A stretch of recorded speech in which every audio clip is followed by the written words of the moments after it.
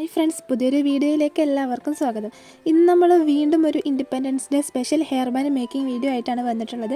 നമ്മൾ ഇന്നത്തെ hair band ഉണ്ടാക്കാൻ പോകുന്നത് ഇതുപോലെയുള്ള ഗ്ലിറ്റർ ഫോം ഷീറ്റ് വെച്ചിട്ടാണ്. ഈ ഒരു ഫോം ഷീറ്റിൽ നിന്ന് നമുക്ക് ഷേപ്പിൽ കട്ട് ചെയ്തെടുക്കാൻ വേണ്ടിയിട്ട് നമ്മൾ ഇതുപോലെയുള്ള ഒരു കട്ടിയുള്ള പേപ്പർ എടുക്കുന്നുണ്ട്. എന്നിട്ട് അതിനെ ഈ ഒരു രീതിയിൽ പകുതിയാക്കിയിട്ടൊന്ന് മടക്കിയിട്ട് നമ്മൾ ഇതുപോലെ കട്ട് ചെയ്തെടുത്തിട്ട് നമ്മൾ ഇതിൽ നിന്നും ഒരു ഹെഡ് ഷേപ്പ് ഉണ്ടാക്കിയെടുക്കുന്നുണ്ട്. ഈ ഒരു രീതിയിൽ പകുതിയാക്കിയിട്ട് മടക്കിയതിന് ശേഷം ഇതുപോലെ ഒന്ന് വളച്ചിട്ട് കട്ട് ചെയ്തെടുക്കുകയാണ് ചെയ്യുന്നത്. അപ്പോൾ നമുക്കിതാ ഈ ഒരു രീതിയിൽ നല്ലൊരു ഹെഡ് ഷേപ്പായിട്ട് കിട്ടിയിട്ടുണ്ട്.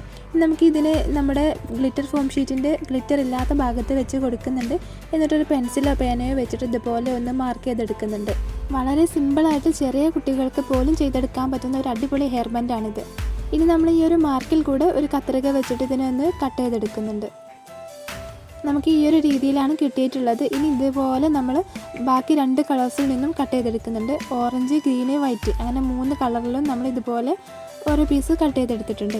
ഇനി നമ്മൾ തൊട്ടിക്കാൻ വേണ്ടിയിട്ട് വൈറ്റ് കളറിലുള്ള സാറ്റിൻ കവേർഡ് ഹെയർ ബാൻഡാണ് എടുത്തിട്ടുള്ളത്. ഞാൻ എപ്പോഴും പറയുന്നത് പോലെ നിങ്ങൾക്ക് white satin covered hair band കിട്ടിയിട്ടില്ലെങ്കിൽ പ്ലെയിൻ ഹെയർ ബാൻഡിൽ സാറ്റിൻ കവർ ചെയ്ത് കൊടുത്താൽ മതി. നമ്മുടെ സാറ്റിൻ റിബണെ ചുറ്റി കൊടുത്താൽ മതി.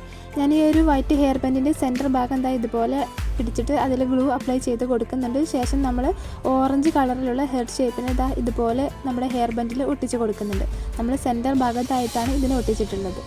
ഇനി നമ്മൾ ഇതിന് മുകളിലൂടെ ഏകദേശം ഈ ഒരു ഭാഗത്ത് നിന്നും ഗ്ലൂ അപ്ലൈ ചെയ്ത് തുടങ്ങുന്നുണ്ട്. ശേഷം നമ്മുടെ ഹെയർ ബാൻഡിലൂടെ ഇതുപോലെ ഗ്ലൂ ആക്കി കൊടുത്തിട്ടുണ്ട്. ഇനി നമ്മുടെ വൈറ്റ് കളറിലുള്ള ഹെഡ് ഷേപ്പിനെ ഇതുപോലെ ഒട്ടിച്ച് കൊടുക്കുന്നുണ്ട്.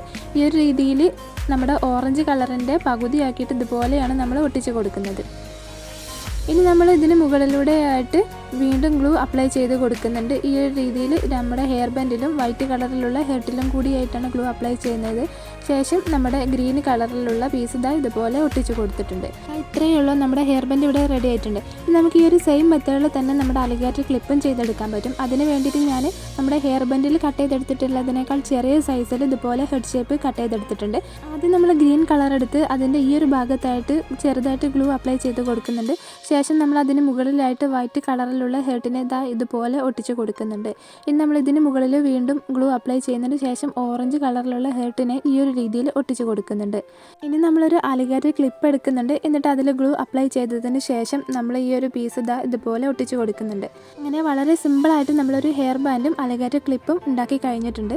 ഈ ഒരു മോഡൽ എല്ലാവരും ട്രൈ ചെയ്ത് നോക്കുക. വളരെ സിമ്പിളായിട്ട് നമുക്കിത് ചെയ്തെടുക്കാൻ പറ്റും. ഞാൻ ഈ ഹെയർ ബാൻഡ് എല്ലാം ഒട്ടിക്കാനായിട്ട് ഗ്ലൂ ഗണ്ണാണ് യൂസ് ചെയ്യുന്നത്. അപ്പോൾ കുറേ പേര് എന്നോട് ചോദിച്ചിട്ടുണ്ടായിരുന്നു അത് പെട്ടെന്ന് പറഞ്ഞു പോരില്ല എന്നുള്ളത്.